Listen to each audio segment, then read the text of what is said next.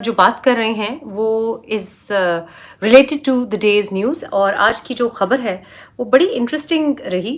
صبح ہم نے دیکھا کہ D G I S P R کی ایک اسٹیٹمنٹ آئی، اور اس میں انہوں نے درخواست کی کہ فوج کو سیاست میں نہ گھسیٹیں۔ فوج کو سیاست میں کوئی بھی نہ گھسیٹے۔ انہوں نے بہت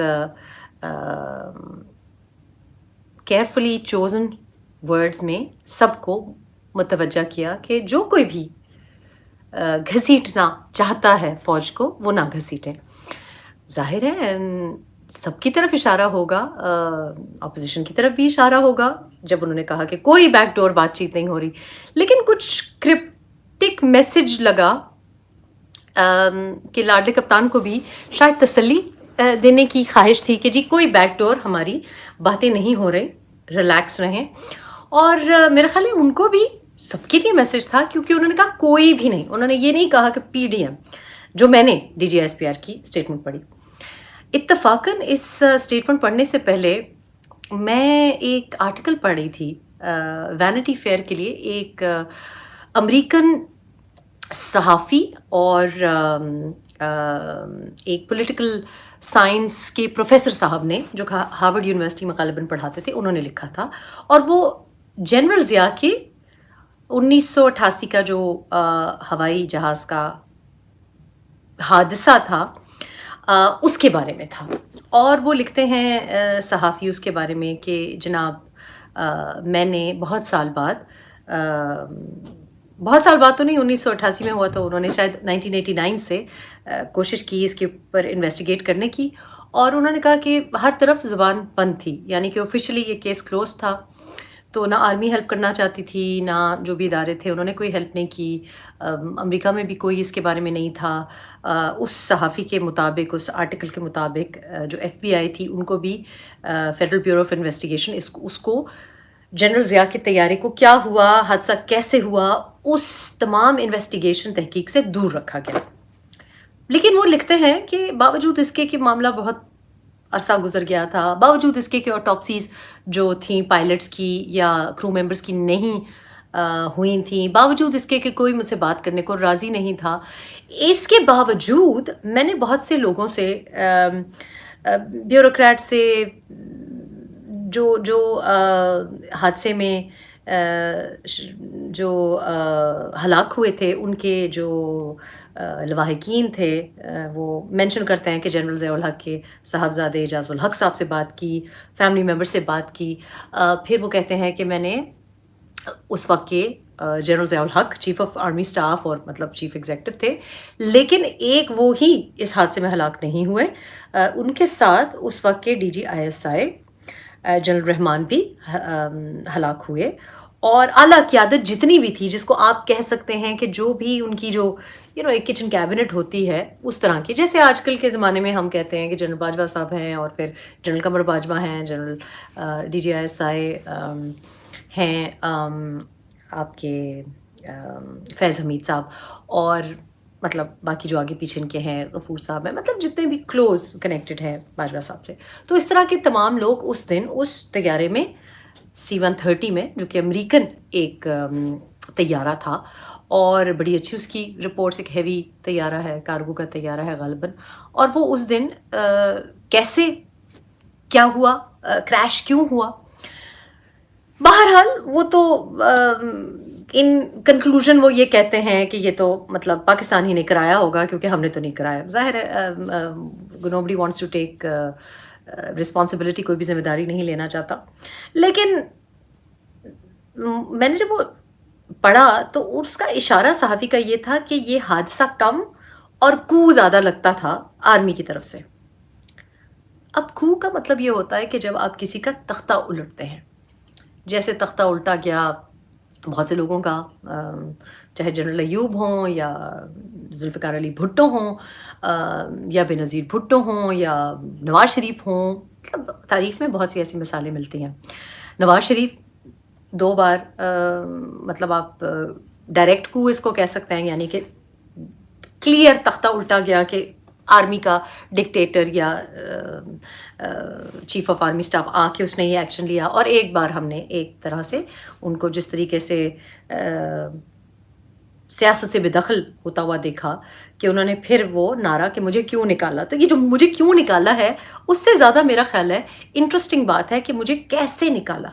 निकालने के बड़े तरीके होते हैं, लेकिन अल्टीमेटली आपको किसी न किसी तरीके से निकालना पड़ता है, कंप्लीटली निकालना पड़ता है। चाहे वो नवाज शरीफ को निकालने का आप एग्ज़ाम्पल देखें कि ज़िंदगी भर के लिए डिस्क्वालीफाई कर दिया है, चाहे आप जुल्फ़िकार अली भुट्टो साहब का मिसाल लें कि उनको फांसी पे चढ़ा दिया, चाहे आप बेनज़ीर भुट्टो साहिबा का एग्ज़ाम्पल दें कि जनाब उनको नज़रों के सामने असैसिनेट कर दिया गया।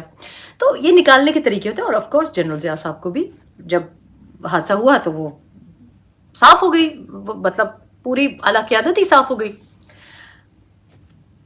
इसके अलावा भी बहुत से हटाने के तरीके होते हैं। और जब आज DGSPR का उसके फ़ौरन बाद जब मैंने सुबह मैं पढ़ती हूँ और उसके बाद फिर मैं ज़रा लेट खोलती हूँ जो न्यूज़ ऑफ द डे आती है, क्योंकि जो प्रेजेंट है आपका, जो डेली की हेडलाइन या शाह-सुर्ख़ी होती है, उससे कहीं ज़्यादा ज़रूरी तारीख़ होती है। बिकॉज़ तारीख़ में बहुत से आज के हालात व वाक़यात के राज़ पिन्हा होते हैं, और लगता है कि तारीख़ पढ़ते हुए आपको लगता है कि आप प्रेजेंट डे की हेडलाइन ही पढ़ रहे हैं। बहरहाल, तो मैंने फिर DGSPR की ये बयान सुना कि जी हमको फ़ौज को सियासत में घसीटे ना, और हमें फ़ौज का कोई काम नहीं है, और कोई बैकडोर बातें नहीं हो रही। अब उनकी टाइमिंग बड़ी इंटरेस्टिंग थी। अब फॉर एग्ज़ाम्पल जिस चीज़ का मेरा उसके साथ वास्ता ही ना हो, या मेरे बहुत सी बातें हैं जिसकी मैं सफाई नहीं पेश करती, बिकॉज़ मुझे ज़रूरत ही नहीं पेश आती कि मैं ऐसी बात की सफाई पेश करूँ।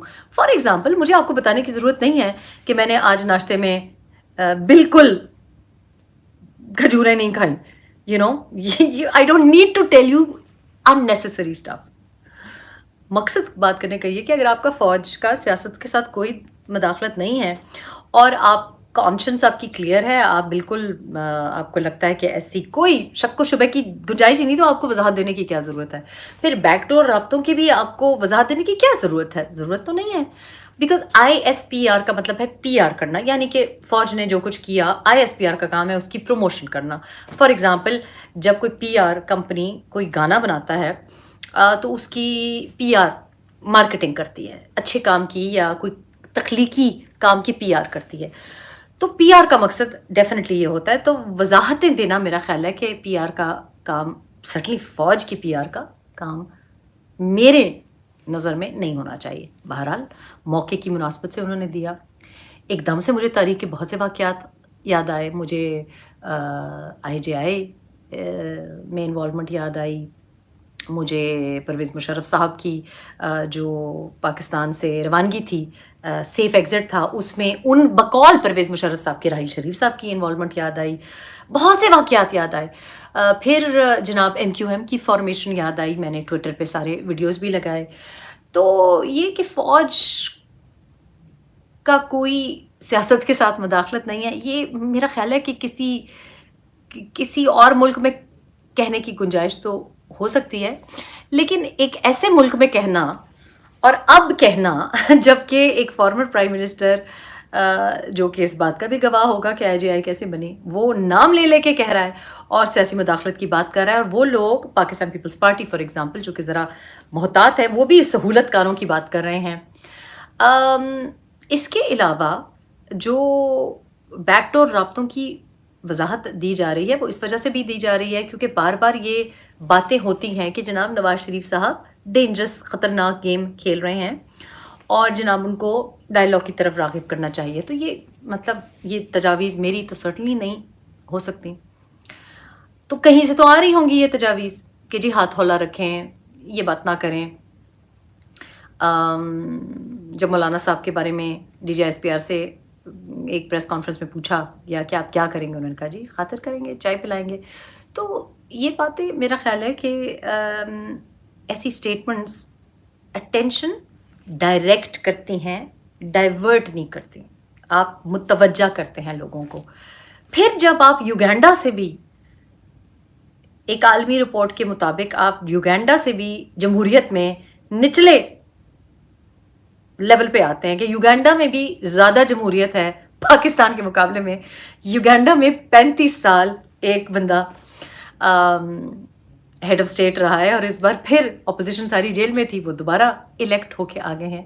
تو اگر ہم یوگینڈا سے بھی بدترین ڈیموکریسی کر رہے ہیں اور ہم خود سیل کر رہے ہیں کہ جی ہائیبرڈ ریجیم ہے, خود سیل کر رہے ہیں باجوہ ڈاکٹرین, یہ چیزیں ہم نے کس کے منہ سے سنی؟ ہم نے فردوس اشکوان کے منہ سے سنی, ہم نے سہیل وڑائچ کے کالمز میں سنی, ہم نے کامران خان کی ٹویٹس میں دیکھی, اور پھر ہم نے لاڈلے کپتان کی زبان سے بھی سنی کہ جی باجوہ صاحب کو کچھ نہ کہیں. سو یہ باتیں میرا خیال ہے کہ یہ they will not be taken seriously. ہاں, کہاں سنجیدگی ان معاملات پہ ہوگی؟ وہاں پہ ہوگی جو لوگ سینٹ سے پہلے شو آف ہینڈز, اوپن بیلٹ, شفافیت کی ٹینشن میں ہیں. پہلے وہ ایکسٹینشن کی ٹینشن میں تھے, آج وہ سینٹ کی ٹینشن میں ہیں. YouTube پر گوگلی نیوز دیکھنے کے لیے youtube.com کی سرچ بار میں googly news T V type کریں. گوگلی نیوز کے پیج پر سرخ رنگ کے سبسکرپشن والے بٹن پر کلک کرنا نہ بھولیے. YouTube پیج پر اپلوڈ ہونے والی ویڈیوز سے باخبر رہنے کے لیے بیل آئیکن پر کلک کیجیے. آپ کو ہر نئی ویڈیو کے بارے میں نوٹیفیکیشن موصول ہو جائے گا.